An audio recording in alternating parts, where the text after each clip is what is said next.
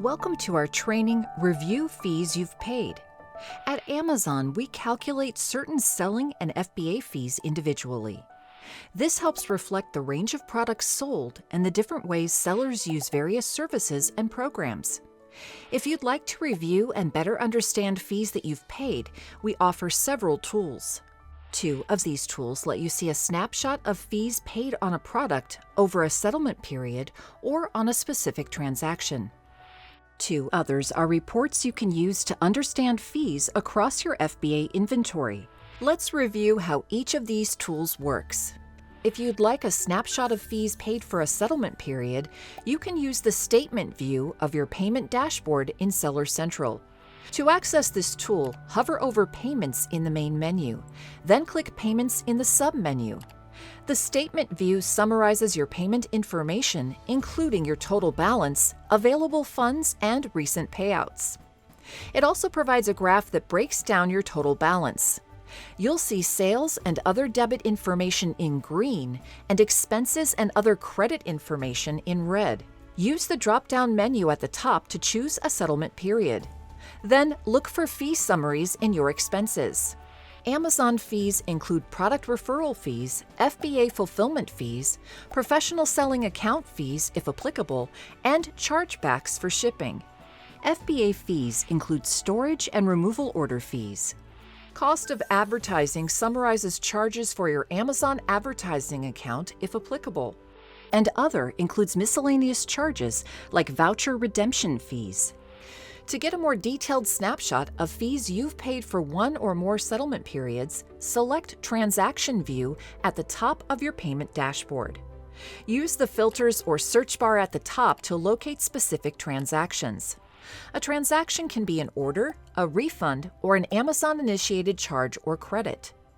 After you've located a specific transaction, check the Amazon Fees column and click the amount in the Total column if you'd like additional details. You can also click the referral fee amount on the Transaction Details page to get a breakdown of that specific fee. The next 2 tools for reviewing fees you've paid are FBA reports. These reports can help you better understand various fees you've paid across your FBA inventory. They also allow you to compare and add up fees across products or FBA storage types. You can access all reports from the same place in Seller Central. Hover over Reports, then click Fulfillment in the main menu. Then scroll down to the Payments reports on the left-hand side. The Monthly Storage Fees report shows the estimated monthly storage fees for each product you have stored in Amazon Fulfillment Centers. To download this report, select a month and year, then select .csv or .txt as your file type. When your report is ready, click the Download button. After opening the file, you'll see a row for each product. The first set of columns identifies products using IDs and product information. The next set names the country and fulfillment center where the product is stored. And the remaining set of columns contains details used to calculate your monthly storage fee. The basic formula for an FBA monthly storage fee is the average daily units of the product being stored multiplied by the product's per unit cubic volume. This is then multiplied again by the applicable storage rate, which can vary by product type and size tier.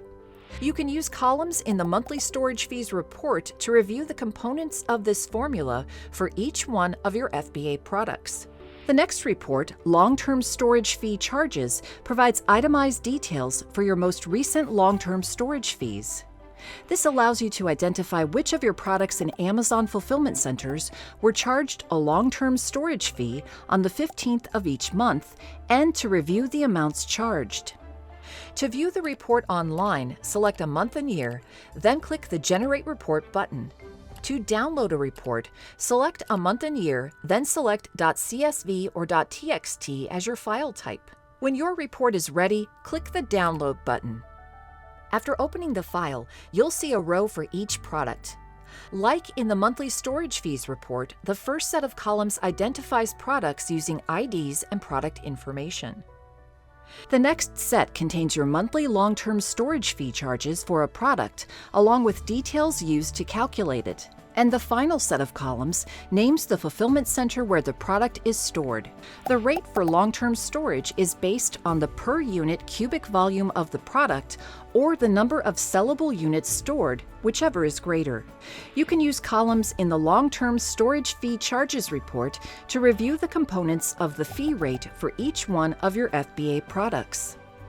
This concludes our training on reviewing fees you've paid. We encourage you to explore each tool we've introduced to find out how it might help your business succeed.